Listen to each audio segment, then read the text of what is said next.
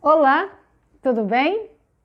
Estou aqui mais uma vez para a gente poder estar fechando então essa série de palestras sobre o tema ansiedade. Eu espero que você tenha assistido a primeira palestra e a segunda também, para que você possa agora ter um vislumbre, né, melhor do que nós estamos falando, porque essa terceira parte ela vai ficar assim meio estranha se você não tiver assistido às anteriores, ok? Então eu te aconselho a assistir as anteriores para darmos então continuidade nessa terceira parte do tema ansiedade, conviva com ela.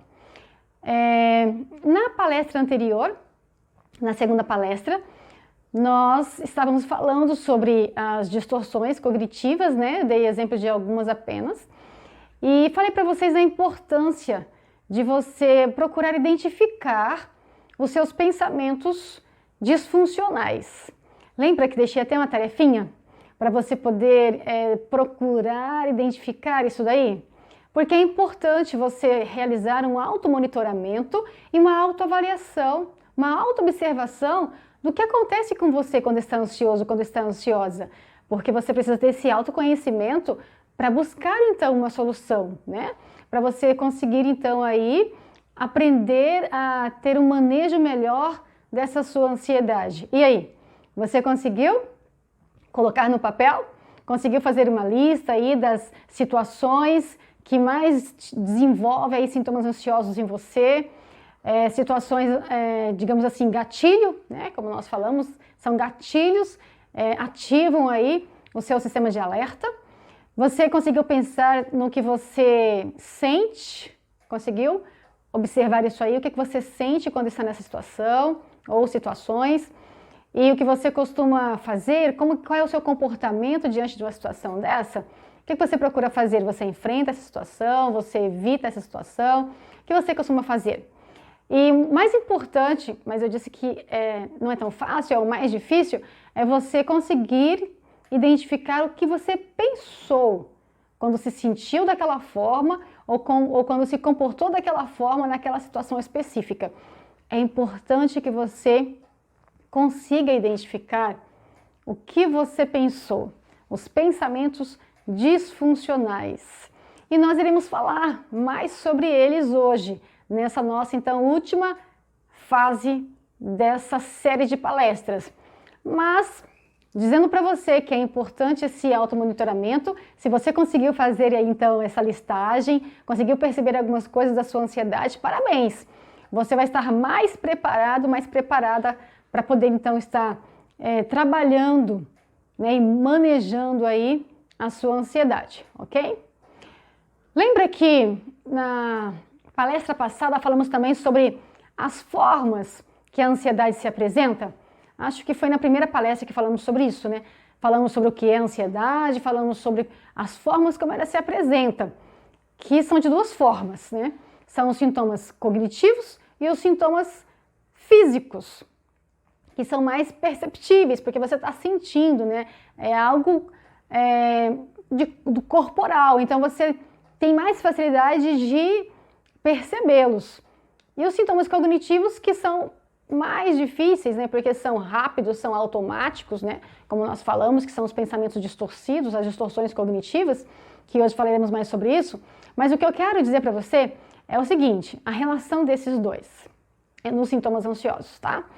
O que acontece? Quando você está numa situação temida, numa situação que você quer evitar, que te traz um alto nível, né, de ansiedade, o que acontece? Você pensa alguma coisa em relação a essa situação. Então, esses pensamentos disfuncionais, distorcidos sobre aquela situação específica, que vai desencadear, então, que a ativação de algo que nós iremos ver daqui a pouquinho, que vai estar, então, você vai estar em estado de alerta e você vai ter os sintomas físicos. Então, os sintomas físicos, eles dependem dos sintomas cognitivos, ok? Então, me diz aí, você gostaria de saber como que isso acontece? Como que os sintomas cognitivos, eles desencadeiam colaboram, contribuem, melhor dizendo, no desencadeamento desses sintomas físicos, funciona dessa forma. O cérebro, o que ele faz? Quando a gente percebe alguma situação de perigo ou antecipa, pode ser que essa situação seja real ou não, né? Então, quando eu percebo uma situação de perigo ou antecipo uma situação de perigo, o que meu cérebro faz? Ele envia mensagens para uma seção de nervos chamados Sistema Nervoso Autônomo. Esse sistema nervoso autônomo, ele possui dois ramos, que é o sistema nervoso simpático e o sistema nervoso parasimpático. O sistema nervoso simpático é um sistema de reação de luta e fuga. É esse sistema que ativa, que libera energia e coloca o corpo em estado de alerta, de ação. Porque você precisa, né, desse mecanismo, dessa resposta, como nós já falamos anteriormente, para você enfrentar um perigo real, certo? Então é o sistema simpático que faz isso, é ele que é ativado, certo? Enquanto que o parasimpático é um outro sistema, que é o sistema de restauração, é ele que traz ao corpo o seu estado normal, é ele que vai normalizar então esses sintomas ansiosos que você precisa ter num caso de enfrentar algo real. Como eu já falei, né? São batimentos cardíacos acelerados, respiração rápida, né? Hiperventilação, sudorese, ou seja, a transpiração, boca seca, você pode sentir tontura, vertigem. Tudo isso acontece porque o sistema simpático é ativado, mas aí então entra o parasimpático para interromper essa ativação, ok? Com o objetivo, então, de que você enfrente um perigo real. Mas, quando não há um perigo real, algo que você antecipa, acontece o mesmo sistema. E o interessante notar é que o sistema simpático, ele é um sistema de tudo ou nada. Ou seja, ou você sente todos os sintomas, ou nenhum dos sintomas. E talvez isso explique por que uma pessoa, quando ela tem uma crise do pânico, ela sente todos os sintomas, praticamente todos, né, todos eles, e não apenas um ou dois sintomas. Exatamente porque o sistema simpático, uma vez ativado, ou você sente todos, ou você não sente nenhum, ok? Um efeito, então, dos principais efeitos, melhor dizendo, do sistema simpático, é a liberação de duas substâncias químicas, que é a adrenalina e a noradrenalina, que são fabricadas pelas glândulas suprarrenais. Então, essas duas substâncias químicas, elas são usadas como mensageiras e elas que vão, então, dar continuidade à atividade, ali elas vão manter essa atividade no organismo, elas frequentemente continuam e aumentam durante um certo período de tempo ali no nosso organismo. E os especialistas dizem que cerca de 10 minutos, tá? Essas duas substâncias estão ali agindo como mensageiras nesse processo de ativação do sistema simpático, ou seja, nos colocar em estado de alerta, de ação, porque precisamos para enfrentar algum perigo, certo? E só que essa ativação, ela não pode continuar para sempre, concorda comigo? Essa ação precisa ser interrompida. Aí é onde entra duas formas. Primeiro, naturalmente, essas substâncias, a adrenalina e a noradrenalina, elas são de alguma forma destruídas por outras substâncias do corpo. Então, conforme o tempo vai passando, naturalmente essas duas substâncias são destruídas, né? O mecanismo do nosso organismo para então interromper esse processo de ativação. Porém, também, é claro, entra aí agora o sistema nervoso parasimpático, que geralmente tem efeitos opostos ao simpático, que vai então estar, digamos assim, uma vez ativado, restaurando uma sensação de relaxamento, que é o contrário do que o simpático faz, que é de te deixar alerta para alguma ação. O parasimpático vem para te relaxar, para te acalmar, para te normalizar, ok? Em algum momento, o próprio corpo vai cansar dessa reação de luta e fuga, né? Porque isso despende muita energia Então, o próprio organismo, ele mesmo vai ativar o sistema parasimpático, para que você então volte à normalidade. A ansiedade, ela não pode continuar sempre aumentando, porque senão seria prejudicial. O sistema nervoso parasimpático, então, é um protetor embutido, que impede o sistema nervoso simpático de se desgovernar, de estar ativo durante muito tempo, que seria prejudicial para o nosso organismo. Então, o parasimpático vem para interromper, para que a gente não se prejudique, ok? E esse é o papel dele. E olha só, se por algum motivo o parasimpático ele não conseguir te relaxar no tempo, no prazo ideal, o máximo que pode acontecer é você desmaiar. E aí você pode me dizer assim, nossa, Rose, como assim? Escuta, pare de ficar preocupado, preocupada. Preste atenção no que eu vou te dizer. Os especialistas dizem que é muito raro isso acontecer, ok? Na prática, de tudo que se tem já estudado e observado, raramente, dificilmente vai chegar a isso. Alguém desmaiar para que então essa ativação do simpático seja interrompida, porque o parasimpático não estava dando conta. Isso é muito raro acontecer. Mas o desmaio, ele vem não como algo prejudicial. Caso isso aconteça, que é raro acontecer, ele vem exatamente para poder interromper esse mecanismo de ativação, porque seria prejudicial para o seu organismo. O desmaio vem como uma forma de proteção mesmo, como uma forma então de interromper essa ativação, que uma vez desmaiado, ou seja, o nível de energia cai e obrigatoriamente o sistema simpático é desativado. E quando você volta, você já volta sem sintomas ansiosos, já volta relaxado, relaxada, ok? Que esse é o objetivo do organismo. Então, como eu já disse, é raro acontecer, mas se isso acontecer é exatamente com o objetivo de te proteger, ok? Não vai te trazer mal nenhum, não se preocupe. Caso não ocorra o desmaio, uma observação importante é que essas substâncias mensageiras, a adrenalina e a noradrenalina, elas levam algum tempo para serem destruídas, ok? Por isso você ainda se sentirá alerta e apreensivo por algum tempo. Então, mesmo que o perigo passou, mesmo que aquela situação temida, quem sabe já está resolvida, você ainda sente um pouquinho de desconforto, porque essas substâncias, elas continuam flutuando no seu organismo. Não é assim, o simpático ativou, aí o corpo cansou daquilo, e aí ativa o parasimpático vem, pum, interrompe, do nada, de uma vez, você já, de repente, volta à normalidade. Não, não é assim. Acontece aos poucos, né? As substâncias vão sendo destruídas naturalmente no organismo, então elas estão flutuando, mas elas vão sendo destruídas aos poucos, e aos poucos você vai voltando à normalidade. Então dura um tempo, cerca de 10 minutos, é o que os estudiosos dizem, ok? Mas isso não representa nenhum perigo, tá bom? Acima de tudo, a reação de luta e fuga, então resulta de uma ativação geral do metabolismo corporal. E como isso requer muita energia, como que você imagina que você fica depois de uma crise ansiosa? Ou como que você fica, se você já teve alguma? Como que você fica?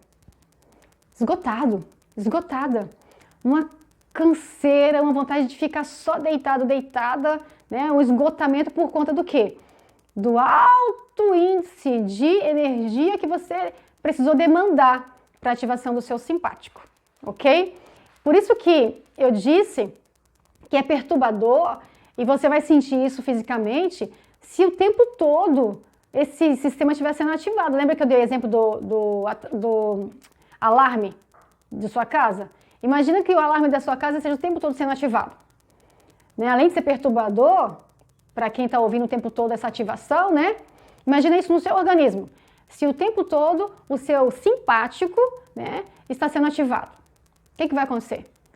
Vai demandar energia demais. Você vai estar sempre o quê?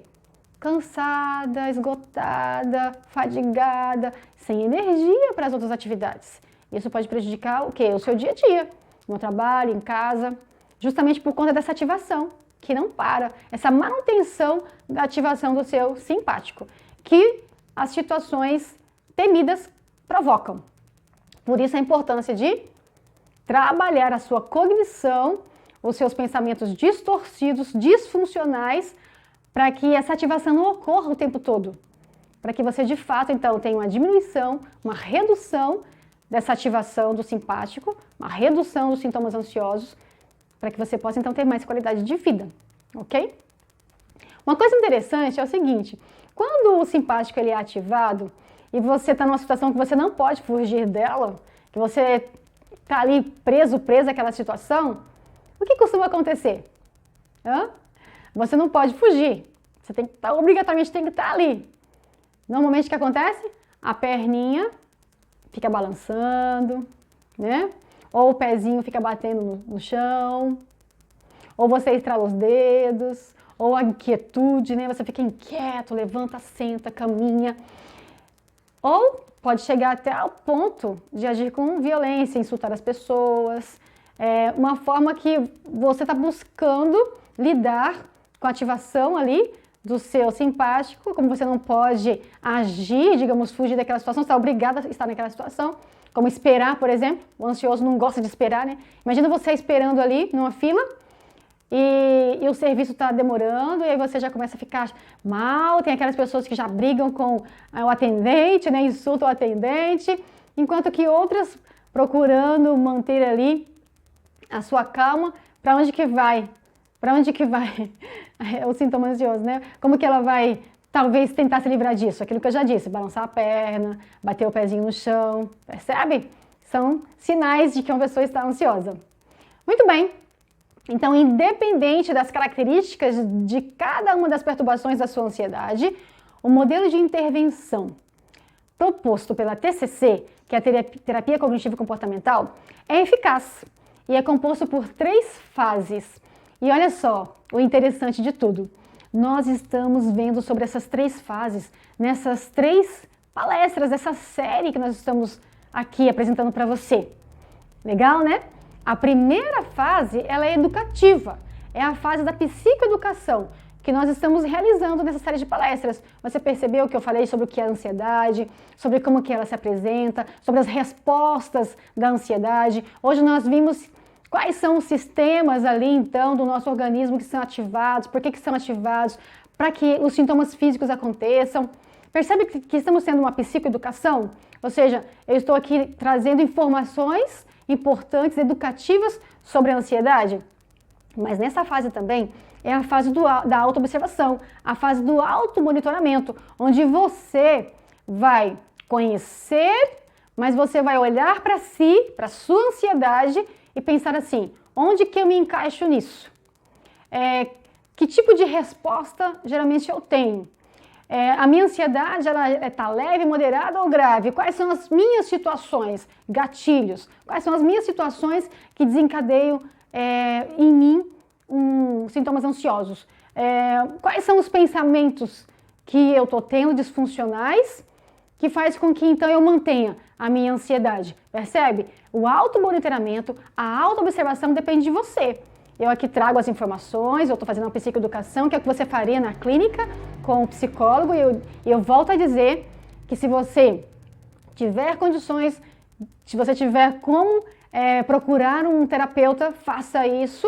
Eu sei que as situações, né, hoje não são das melhores, essa nossa pandemia, né, esse que nós estamos tendo agora, a pandemia do coronavírus, infelizmente, de alguma forma está impedindo, vamos dizer assim, alguns profissionais de atendimento presencial, mas eu sei que há também atendimento online, muitos profissionais fazem isso.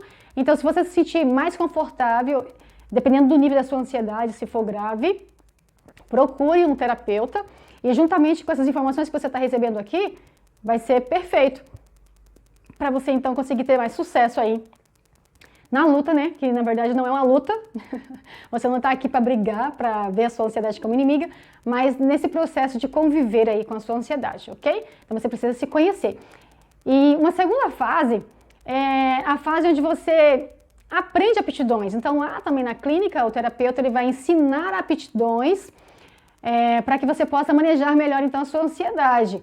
E o objetivo disso é eliminar os comportamentos de fuga e evitação, que normalmente acontece, né?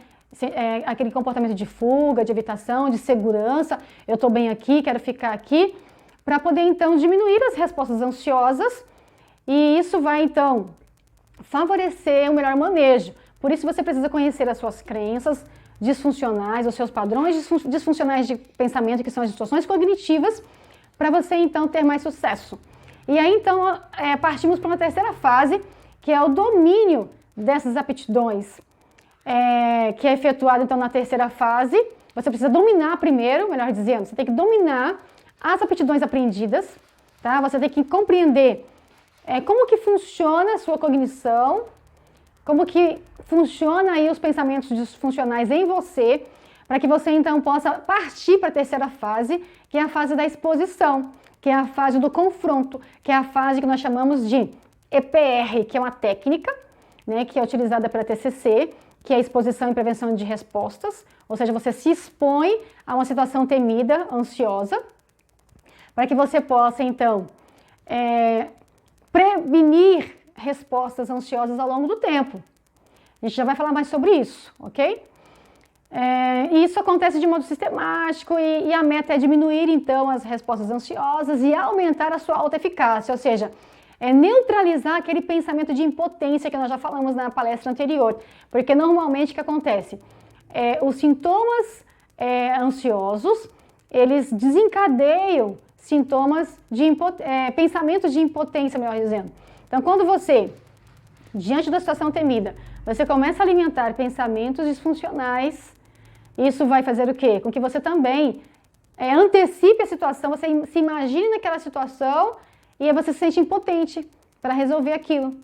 Você se sente sem condições de lidar com aquela situação, então você evita. Então a evitação, ela acontece por conta de pensamentos de impotência. Então o objetivo da exposição e do confronto é neutralizar esse pensamento, esse sentimento de impotência, para que você tenha mais autoeficácia e tenha mais condições, então, de enfrentar as situações temidas, ok? Mas nesse momento, eu quero convidar você para você prestar bastante atenção nessa parte da palestra, porque eu estarei falando sobre as distorções cognitivas e pode ser que alguma delas seja a sua distorção cognitiva, então procure ouvir com atenção e pensar na sua ansiedade, porque se essa for uma distorção cognitiva que pertence a você, você já vai estar indo naquele passo da identificação dos seus pensamentos disfuncionais, ok? Então, preste atenção. Uma distorção cognitiva é um filtro mental.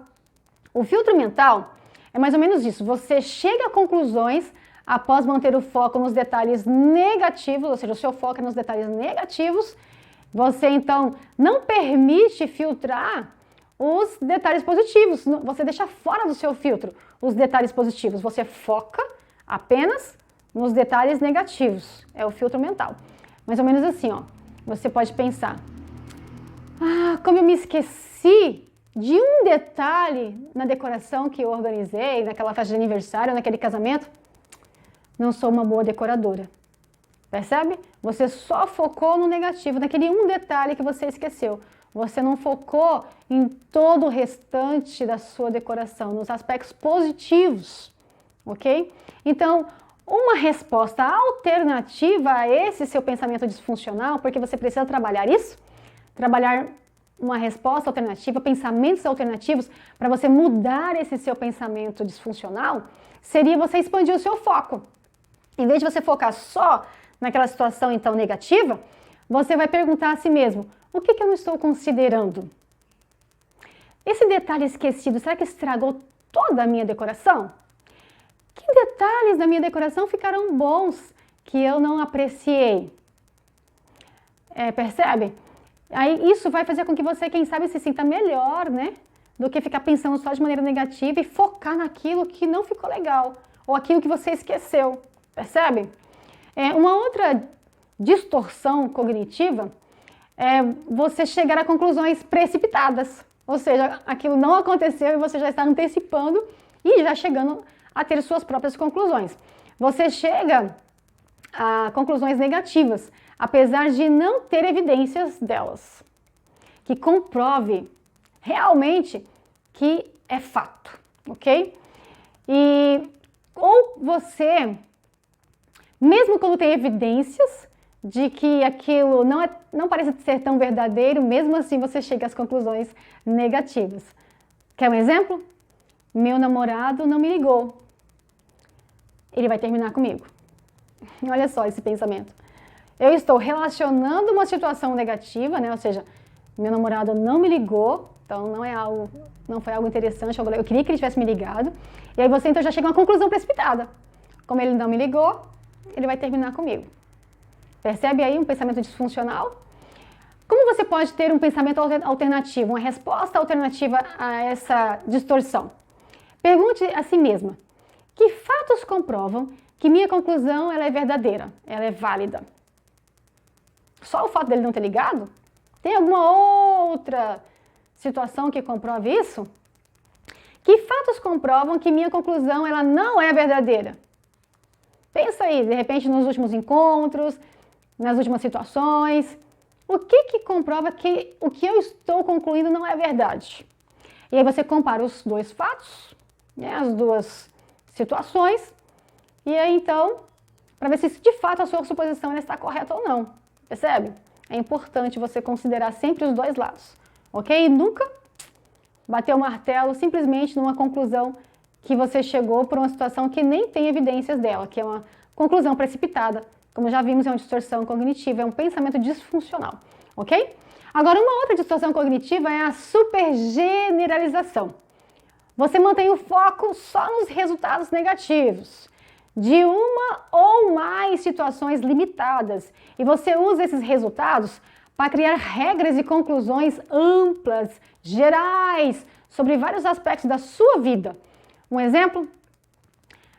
Mais de uma vez o seu namoro não deu certo. Então, você tem tido várias experiências de namoro e término, namoro e término.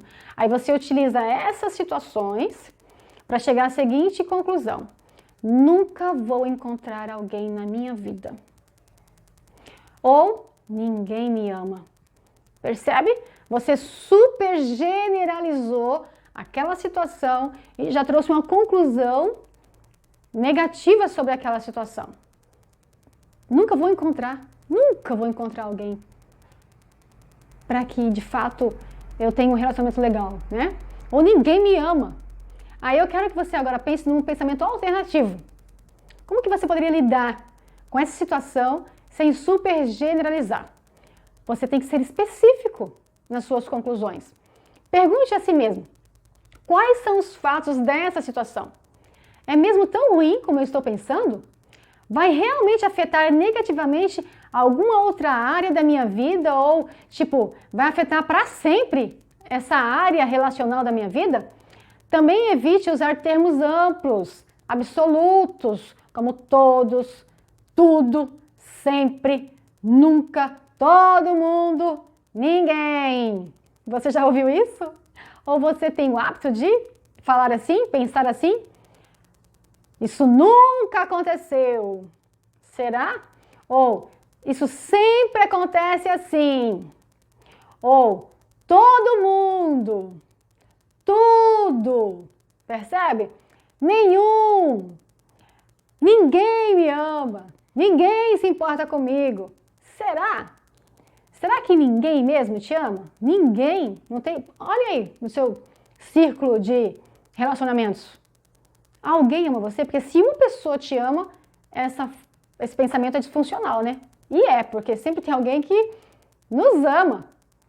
Se uma pessoa te ama, seu pai, sua mãe, seu filho, sua filha, um amigo, uma amiga, é provável, né? A probabilidade de que alguém te ame é maior do que a probabilidade de que ninguém ame você. Você concorda comigo? A probabilidade de que você encontre alguém futuramente que te valorize e que você tenha um relacionamento bacana é maior do que a probabilidade de que nunca você vai encontrar alguém. Percebe? Esse pensamento disfuncional precisa ser trabalhado, precisa ter um outro pensamento alternativo aí. Seja mais específico nas suas conclusões. Evite essa super generalização. Ela vai, com certeza, prejudicar ainda mais os seus sintomas ansiosos e mantê-lo mais tempo. Uma outra distorção cognitiva é a maximização ou a minimização. Ou seja, ou você valoriza demais, né, maximiza, ou você minimiza, não dá muita importância. Sabe como que funciona? É quando você valoriza demais, maximiza os aspectos negativos de uma situação, ou você minimiza os aspectos positivos. Por exemplo, tirar uma nota baixa na prova demonstra o quanto eu sou inadequado. Então, se eu tiro uma nota baixa, me sinto péssima, péssimo, sou inadequado. Mas tirar uma nota alta não prova que eu sou adequado. Percebe? Você maximiza o aspecto negativo e minimiza o positivo. Como que eu vou trabalhar então um pensamento alternativo aí, Rose? Colocando o pensamento em perspectiva, ou seja, pergunte a si mesmo: a minha opinião está 100% válida, verdadeira sobre esse fato? Que outros aspectos dessa situação eu não estou olhando? Será que eu estou sempre tirando notas baixas? Que outro aspecto eu não estou olhando? Será que eu sou inadequado só porque tirei nota baixa? Não há nada, não existe outra coisa que eu faça que seja boa para que me qualifique como uma pessoa adequada e não inadequada? Percebe? Você precisa estar sempre questionando os seus pensamentos. Porque normalmente os pensamentos de um ansioso são disfuncionais, são distorcidos, ok? Uma outra distorção cognitiva é a personalização. É quando alguma coisa ruim acontece e você então se culpa por isso. Quer um exemplo? Se meu esposo chegou em casa mal-humorado, a culpa é minha.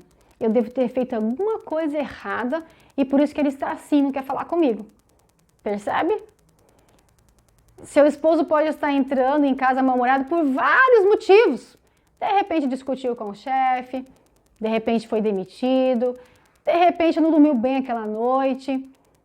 N motivos podem estar causando esse mau humor. E aí você já conclui que o mau humor dele é porque você cometeu alguma coisa errada. E aí então ele está chateado com você. Olha só a personalização. Tudo sou eu. Qual seria um pensamento alternativo aí? É você procurar ver a questão da responsabilidade. Se existe realmente uma responsabilidade sua aí, né? Pergunte a si mesmo: eu sou mesmo 100% responsável por isso? Se não, com quem eu devo dividir essa responsabilidade? Quem mais é, pelo menos parcialmente responsável? Ah, meu esposo chegou aqui mal-humorado. Ah, talvez o responsável seja o patrão. Teve uma briga com o patrão. Quem sabe o responsável foi um colega de trabalho, disse alguma coisa que ele não gostou. Quem sabe o responsável foi a mãe dele. De repente ele passou na casa da mãe antes de vir para casa. Percebe? Você precisa dividir essa responsabilidade. E não jogá-la 100% para você, que pode ser a sua pessoa. Ok? Muito bem. Uma outra distorção cognitiva é o pensamento tudo ou nada. 880. Você vê apenas duas categorias, para as pessoas e para as situações. São ou totalmente bons ou totalmente ruins. Ou as pessoas são totalmente confiáveis ou são totalmente sem confiança, desconfiáveis. Ou as pessoas são perfeitas ou são defeituosas. Ou você tem sucesso ou você tem fracasso. Percebe? Os dois extremos. A polarização nunca é boa quando você vai para um extremo ou para outro extremo. Para que a gente possa gozar de saúde mental, precisamos ser equilibrados.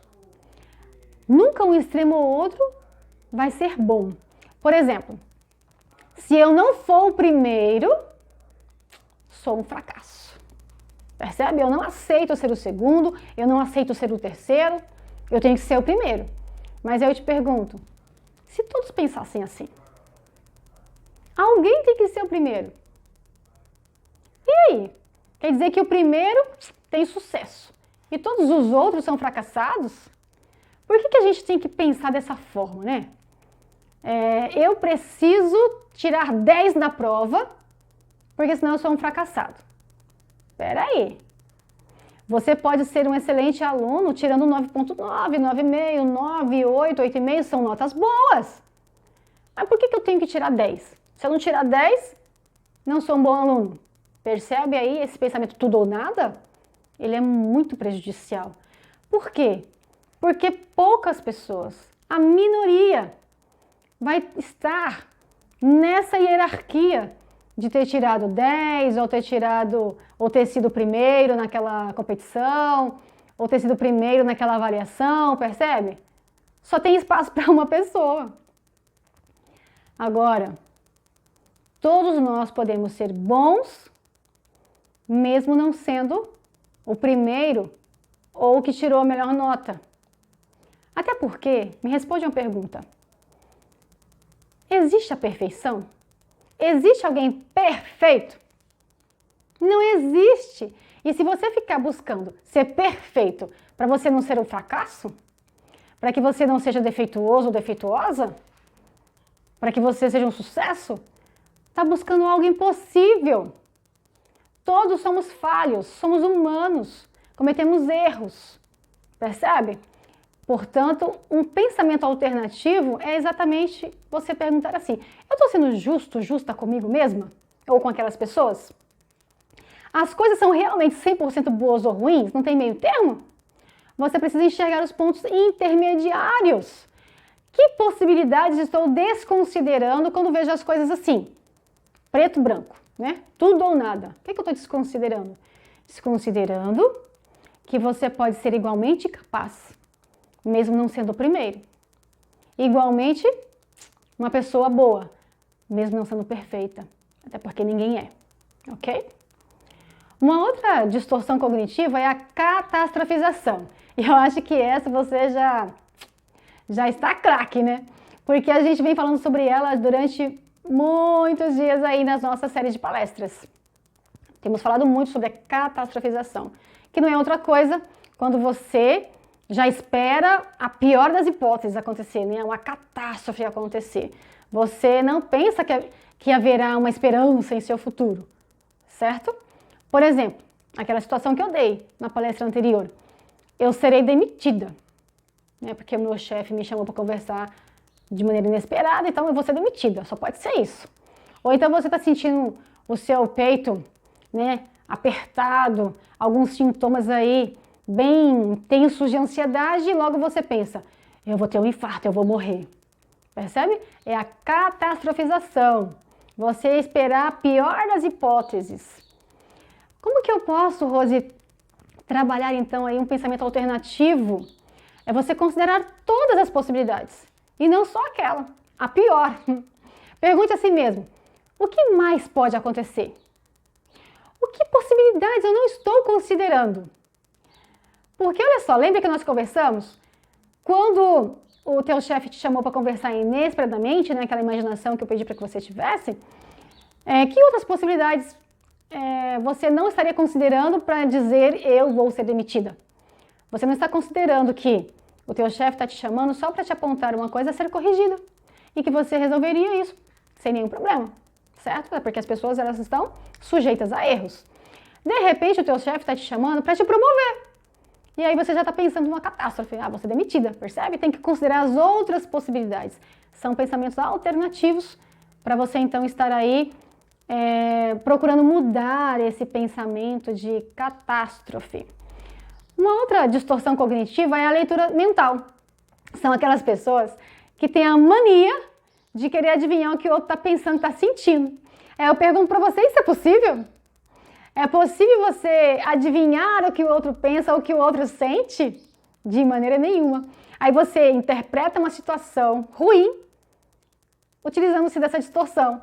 Por exemplo, se o seu esposo, namorado, de repente esquece do dia de aniversário do casamento, de uma data especial, aí você já conclui, ele não gosta de mim.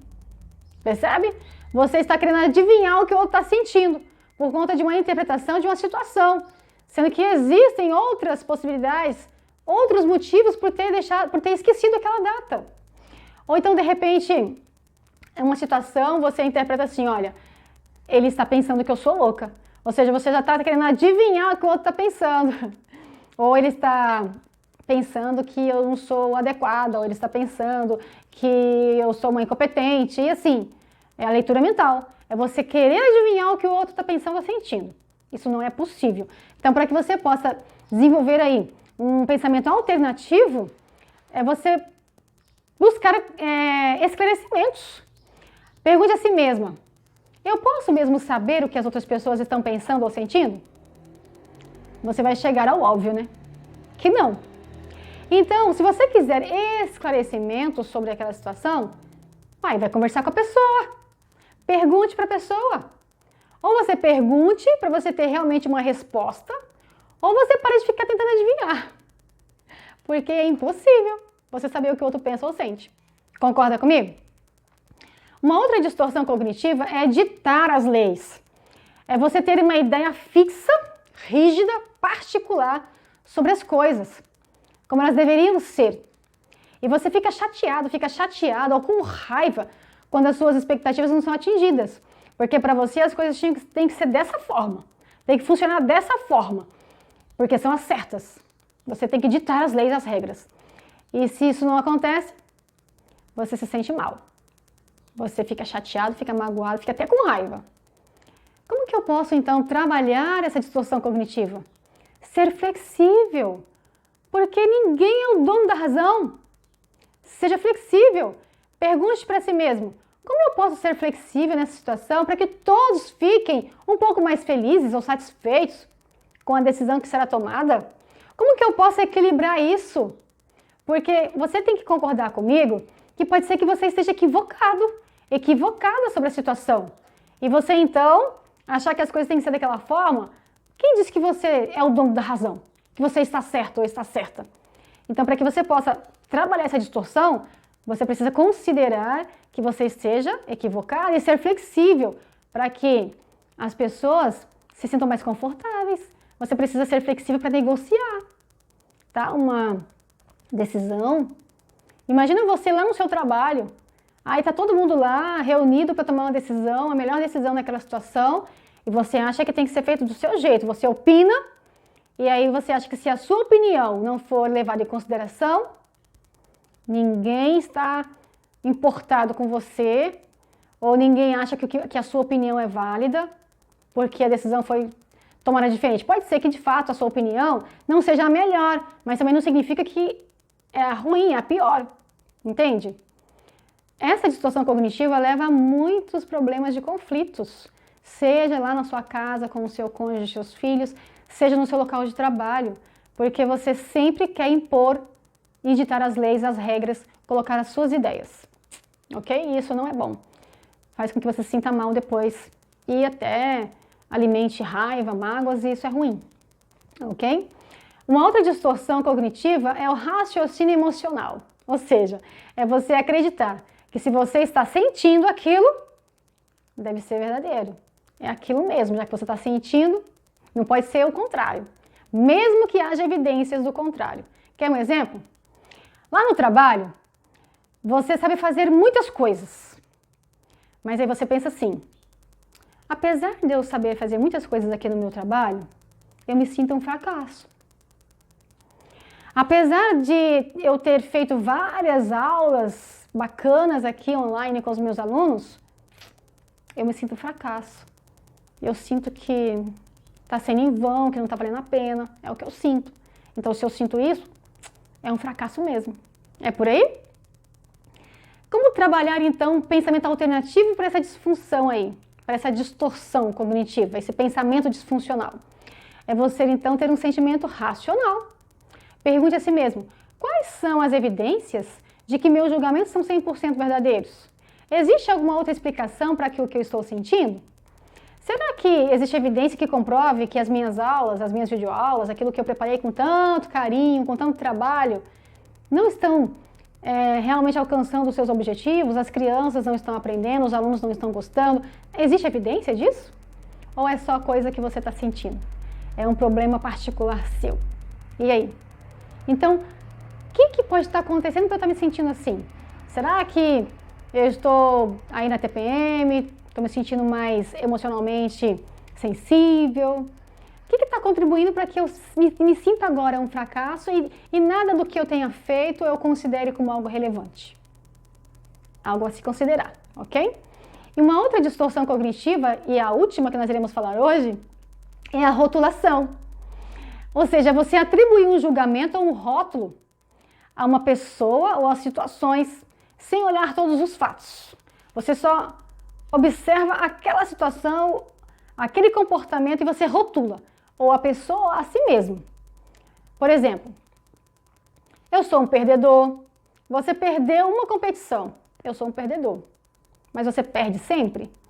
Ele não é bom, ou seja, aquela pessoa nunca errou com você, aí ela erra uma vez, ele não é bom. A criança cometeu um comportamento inadequado, é terrível, essa criança é terrível, mas vem cá, aquele comportamento que ela fez não foi o adequado, mas ela sempre se comporta de maneira inadequada para ser então considerada terrível? Ah, essa criança é burra. Peraí, como assim? Ah, de repente ela teve dificuldade de entender aquele assunto, isso já a rotula de burra? Ela não entende outros assuntos de maneira rápida ou mais tranquila? O rótulo, ele é muito ruim. Quando você rotula alguém, quando você se rotula, isso é terrível para a autoestima. É terrível. Portanto, você precisa pensar assim, existe uma outra forma, um pensamento alternativo, Rose? Existe. Permanecer livre de julgamentos. Pare de julgar as situações e as pessoas, o comportamento das pessoas. Pergunte a si mesmo, estou sendo justo comigo mesma ao me rotular dessa forma? Ah, eu sou horrorosa. Só porque eu tenho, quem sabe, um nariz avantajado. Tenho outras partes maravilhosas em mim, mas por conta desse nariz avantajado, eu sou horrorosa. Você está sendo justa com você? Existe alguma outra explicação para o que eu estou sentindo? Existe alguma coisa que explique por que eu estou me sentindo assim, por que eu estou rotulando a mim e as pessoas? Procure questionar, procure validar os seus pensamentos. Você vai chegar à conclusão de que você está sempre exagerando, ok? Que é típico das pessoas ansiosas. Muito bem. Agora eu quero falar para você sobre a terceira fase da TCC, da terapia cognitivo comportamental, que é a evitação. Conforme nós já falamos, a evitação é um comportamento mais comum associado à ansiedade. Você está numa situação temida, numa situação ansiosa, você evita, porque você não quer se sentir assim, ok?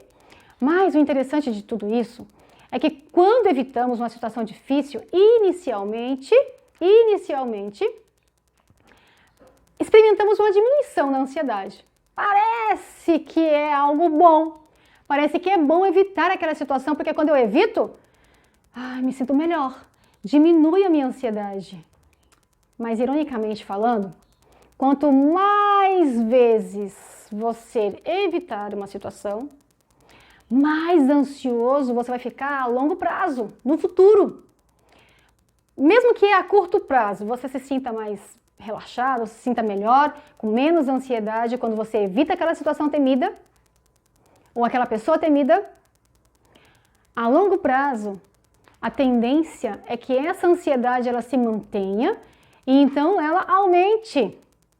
Ok? Por quê? Porque você está alimentando a sua ansiedade a longo prazo. Porque você vai estar sempre desenvolvendo mais medo àquela situação que já é temida. E outra coisa, você vai se convencer de que esses perigos são tão sérios de que você não é capaz de lidar com eles. E aí você vai estar sempre o quê? Evitando. E cada vez que essa situação apareça, o seu nível de ansiedade tende a estar sempre mais alto, porque aquela situação vai se agravando, vai se tornando mais e mais perigosa para a sua interpretação. Então, de modo geral, quanto mais experiências de exposição você tenha, menos sensível você se torna ao seu alarme de ansiedade. Sério isso, Rose? Sério. No início, o seu nível de ansiedade vai estar aumentando. Obviamente, porque se é uma situação temida, quando você se expõe a ela, o que vai ser acionado? O que vai ser ativado? O seu sistema simpático. E aí então você vai sentir desconforto, todos os sintomas, e a sua ansiedade vai estar o quê? No nível alto. Porém, conforme o tempo vai passando, que você vai se expondo àquela situação temida, você vai desenvolvendo algo que nós chamamos de dessensibilização. Ou seja, você vai perdendo a sensibilidade àquela situação temida, porque você está ganhando experiência naquela situação e você vai percebendo que ela não é tão perigosa assim. Lembra do exemplo que eu dei lá na primeira palestra de quando eu comecei a aprender a dirigir? Pensa em você quando você aprendeu também alguma coisa nova, como dirigir, por exemplo. No início, quando você se expunha, ou quando eu me expunha àquela situação temida, né? Dirigir, que era algo novo, a ansiedade estava lá em cima. Mas conforme o tempo foi passando, você foi ganhando experiência, você foi percebendo que não era tão perigoso assim como você estava pensando, o que aconteceu? Uma dessensibilização. Você foi perdendo essa sensibilidade. Como a maioria das pessoas, elas estão hoje, Rose, em relação a essa pandemia que nós estamos vivendo? Eu quero que você imagine e pense. No início da pandemia, as pessoas estavam mais sensíveis ou não a essa informação da pandemia? As pessoas não estavam mais temerosas? Estavam em pânico? A ponto de não querer sair de casa, de evitar qualquer tipo de relacionamento com as pessoas. Ela queria ficar em casa e se fechou lá.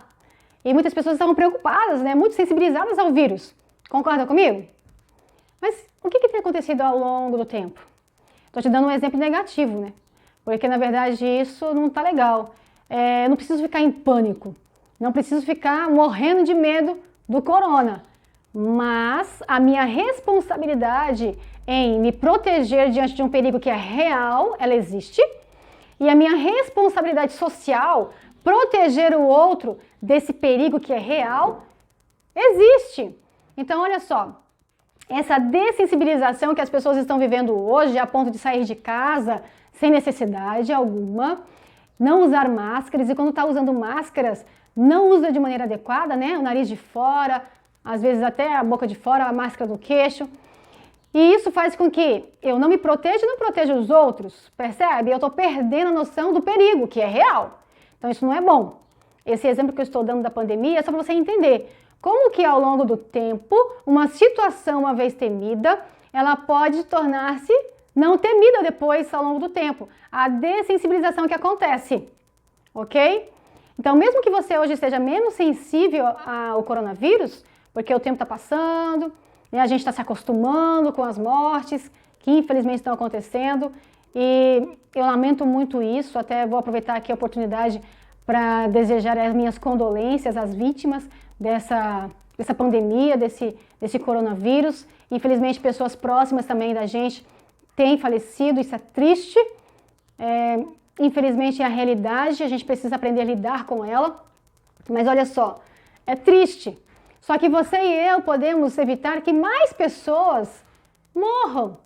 Porque talvez você seja jovem, você diga assim, não tenho nenhuma doença pré-existente, então essa situação não é tão perigosa. E aí você se expõe ao perigo. Mas você não está considerando que outras pessoas vão ser sensíveis a esse vírus, vão desenvolver uma forma grave dessa doença e podem morrer. Então, se você não está pensando em você mesmo, pensa nos outros. Ninguém está dizendo que você tem que estar aqui com alto índice de ansiedade, em pânico, perturbado. Não. Mas entenda que o coronavírus é um perigo real. Não é algo que você está antecipando ou imaginando, uma situação temida que você está imaginando. É algo real. Então, cuide-se e cuide do outro. Mas eu estou pegando um gancho aqui nesse meu exemplo para que você entenda esse processo de dessensibilização, ok? Isso acontece também com a ansiedade quando buscamos algo positivo, né? Que é diminuir a tua ansiedade numa situação que não oferece perigo para você, tá? Então, quando você experimenta altos níveis de ansiedade, é útil você desenvolver o que nós chamamos na TCC de hierarquia, ou seja, uma escada de medos. Uma lista escrita em ordem de intensidade do seu medo. Ou seja, a situação mais temida está lá, né, no topo da escada, do degrau, e a situação menos temida está aqui na base. Então você vai colocando o que você menos teme por intensidade nos degraus, na sua lista. E aí então você vai fazer um plano de ação, de preferência com acompanhamento aí de um profissional, psicólogo, tá? Porque dependendo do nível da sua ansiedade, você precisa de uma orientação, de um acompanhamento, tá? Então comece a sua exposição pelas situações ou eventos que se encontram na base. São situações menos temidas. E aí o que acontece? Você vai subir nos degraus gradualmente. Só que você não pode subir o próximo degrau até que aqui, nesse primeiro degrau na base, você esteja realmente aprendido a tolerar qualquer nível de ansiedade que você experimentar aqui. Então você tem que estar confiante que você é capaz de lidar agora com essa situação.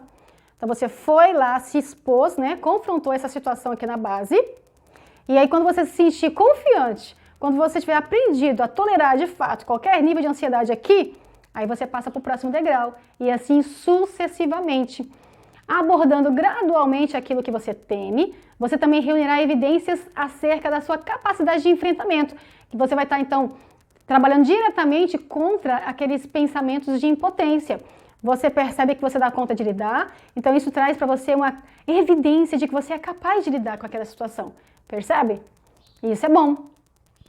Só que antes dessa exposição, ou durante essa exposição, você precisa combinar também técnicas de relaxamento, né? Você precisa fazer exercícios respiratórios para se sentir mais relaxado possível, para se expor. Afinal de contas, você vai se colocar numa situação temida que vai ativar aí, então, seus sintomas ansiosos. Você precisa também trabalhar a sua reestruturação cognitiva, ou seja, corrigir aquelas distorções cognitivas que nós já falamos. E aí, então, você monta um plano de ação, que é você praticar a mudança daquele pensamento para então você poder se expor. Só que não é tão simples assim. Eu quero que você entenda que a mudança de pensamento não é só você substituir o pensamento negativo por um positivo. A TCC, ela não te aconselha isso, não é isso que a TCC diz. Você está pensando assim, eu estou pensando que eu sou feia, que eu sou horrível, horrorosa. Então você troca esse pensamento pelo pensamento, eu sou linda, maravilhosa. Adiantou você trocar o pensamento, se você ainda não acredita nesse pensamento que você está querendo trocar, substituir, você precisa acreditar nele, você precisa crer. Então você precisa desenvolver novas crenças nesse teu pensamento alternativo, ok? Vou te dar um exemplo. Provavelmente você ficará de humor triste e ansioso se você focar o quanto é ruim estar em casa nesse isolamento social. Se você focar só nessa experiência, você pode ficar triste, ansioso e dizer, nossa, puxa, que horrível isso. Mas, se você adotar um pensamento alternativo, ou seja, pensar assim, olha, o fato de estar em casa, nesse isolamento, eu estou tendo a oportunidade de brincar com os meus filhos, eu estou tendo a oportunidade de fazer uma refeição sem pressa, de comer sem correria, eu estou tendo a oportunidade de dedicar mais tempo para conversar com meu cônjuge, eu estou lendo um livro que faz tempo que eu não tenho tempo de ler. Assim, se você ficar pensando nas vantagens de estar em casa com a sua família nesse momento, você vai se sentir melhor. Então você vai estar desenvolvendo um pensamento alternativo que vai estar, então, diretamente invalidando aquele outro de como é ruim estar aqui em casa nesse momento de pandemia, nesse isolamento social. Percebe? Agora, claro, se você perdeu um ente querido para esse vírus, se infelizmente alguém veio a óbito nessa situação, então um plano de ação, um pensamento alternativo, focando assim, digamos, num plano de ação, ele não é possível. Por quê? Por que não é possível, Rose? Porque não tem como você, digamos, evitar a situação. A situação aconteceu. Percebe? É uma situação real. Não tem como você trazer de volta aquela pessoa que faleceu. Não tem como você mudar a situação. É exatamente isso que eu queria dizer. É uma situação que você não tem como mudar ela. A pessoa faleceu, você vai sentir saudades, você vai ficar em luto, entendeu? Você vai sentir falta dessa pessoa, não tem como você mudar a situação. Então, Rose, se não tem como eu fazer um plano de ação nessa situação, o que eu tenho que fazer? Desenvolver algo importantíssimo, que é a aceitação. Você precisa trabalhar a aceitação desse fato, dessa situação que não tem como mudar. Então, a aceitação é, com frequência, o melhor caminho se os problemas não podem ser solucionados. Se você está em meio a dificuldades que precisa enfrentar, você precisa aceitá-las. Não há nada que possa mudar essa realidade, ok? Então, não adianta negar, não adianta dizer que querer fugir da situação. Você precisa pensar o seguinte: nem tudo acabou. Então, alimente uma esperança. Isso vai te trazer paz. Porque, olha só, aquela pessoa que se foi, infelizmente se foi, vai fazer falta? Vai. Mas você precisa aceitar aquela situação. Então, uma forma de você aceitar a situação, talvez você pensar assim: se ela tivesse sobrevivido depois de tantos dias de UTI, quem sabe teria voltado com muitas sequelas. E quem sabe viver daquela forma seria bem mais sofrido para aquela pessoa. Ou para mim, que vou conviver com ela. Então, talvez foi melhor assim. Né? Você buscar um pensamento alternativo. E outra coisa, há situações que não dependem da gente. Não depende de você querer e desejar. Simplesmente o que compete a você é aceitar aquela circunstância difícil, até porque a gente aprende com elas. Lidar com situações difíceis da maneira correta, adequada, nos torna fortes, nos torna grandes. Portanto, não é só pensar positivo. Sou linda, eu consigo, vai dar tudo certo. Precisa também haver mudança na maneira de pensar quando é possível ter mudanças, ok? Você precisa acreditar naquilo. E uma experiência de vida ajuda a validar isso daí. Então, eu quero te dar um exemplo, para a gente fechar o nosso tema dessa palestra de hoje, para a gente fechar esse assunto de ansiedade. Acredito que a gente falou praticamente tudo que precisávamos falar sobre esse tema. Pensa o seguinte: Joana, ela se sentia muito triste porque ela já não se sentia útil, ela já não era útil para a sua família. Porque ela pensava assim: olha, qual foi a situação? A minha filha, ela se casou, ela saiu de casa, agora não precisa mais de meus cuidados, né? Agora ela já é uma pessoa adulta e ela já resolve as suas coisas sozinha. Então, eu não sou mais útil para a família. E ela se sentia triste por conta disso. Mas um dia, ela resolveu ligar para sua filha, certo? E aí, ela ligou e marcou uma visita e foi para a casa da filha. E lá então, com o genro, com a filha, com a neta, ela percebeu que apesar de não ser mais tão útil, né, de não ser útil como ela imaginava, ela percebeu que eles gostavam da sua companhia, que a sua companhia era agradável. E ela usou isso como um pensamento alternativo. Olha só, eu não estou sendo tão útil para a família agora, né, para minha filha e a sua família, mas eles gostam da minha companhia, apreciam estar comigo. E isso fez com que ela se sentisse bem, esse pensamento alternativo. Mas ela precisava validar isso. Então, ela buscou uma experiência. Então, depois que ela voltou para casa, depois de um tempo, ela ligou novamente para sua filha e ela perguntou assim: se eles tinham, né, algum projeto ali de família que ela pudesse contribuir. E aí então ela ouviu, a filha disse assim: olha, mãe, no momento nós não temos nenhum projeto em família. No momento não estamos precisando da sua ajuda.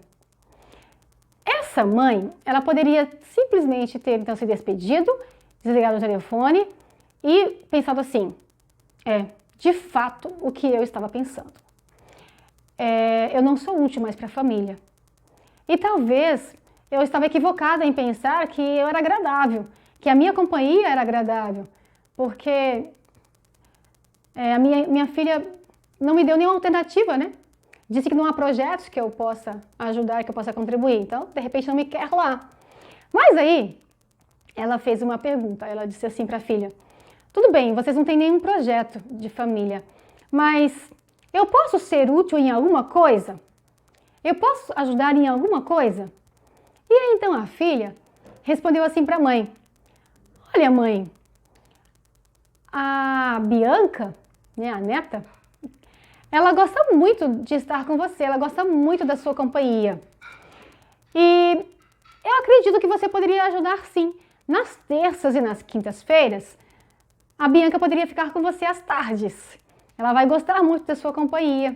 E esses dias eu vou aproveitar para fazer o curso de inglês, que eu tanto estou querendo, que eu tenho pensado já há muito tempo, mas não tenho feito porque não tenho tempo para isso, né? E as terças e as quintas, geralmente eu estou com a Bianca, realizando atividades escolares, né? E aí eu evito, então, não ficar ausente. Mas, então a senhora poderia ser útil sim. Ficando com ela nas terças e nas quintas, ela vai amar a sua companhia e você pode ser útil aí, então, auxiliando a Bianca nas atividades escolares, enquanto eu faço meu curso de inglês. Olha só, que legal, que bacana. Então, ela desligou o telefone feliz da vida, porque agora ela ia se sentir, além de útil, ela ia validar aquele pensamento alternativo.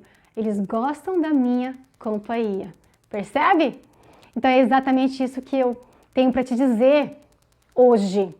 Olha só, não é simplesmente trocar os pensamentos, é um processo.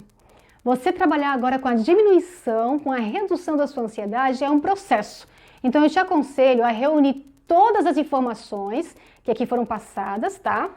E aí você procura então colocar em prática.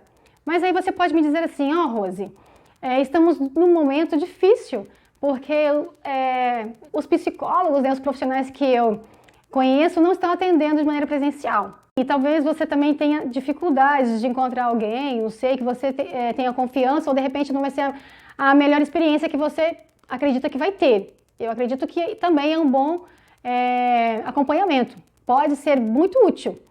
Mas, se você quiser uma outra alternativa, uma outra sugestão para trabalhar tudo isso que nós vimos nessa série de palestras, aqui na descrição do vídeo, eu vou deixar para você uma sugestão. Você pode estar lá, então, entrando na descrição, conferindo aí, e quem sabe, para você, seja uma opção legal, bacana, para você estar trabalhando tudo que nós já vimos aqui e buscar, então, conviver melhor com a sua ansiedade, reduzindo, ou seja, diminuindo aí seus sintomas ansiosos. Mas uma outra coisa que eu quero dizer para você, a nossa contribuição aqui com palestras não terminou. Nós estamos concluindo um tema, mas eu quero convidar você para continuar aí ligadinho no meu feed de notícias, porque futuramente nós estaremos realizando outras palestras com outros temas. Fique ligadinho, acompanhe a gente. E eu espero que eu tenha contribuído aí, então, com você sobre esse tema da ansiedade. Eu espero que de alguma forma eu tenha contribuído aí com você, ok? Muito obrigada por esse acompanhamento aí e que a gente possa se encontrar novamente. Até a próxima, então!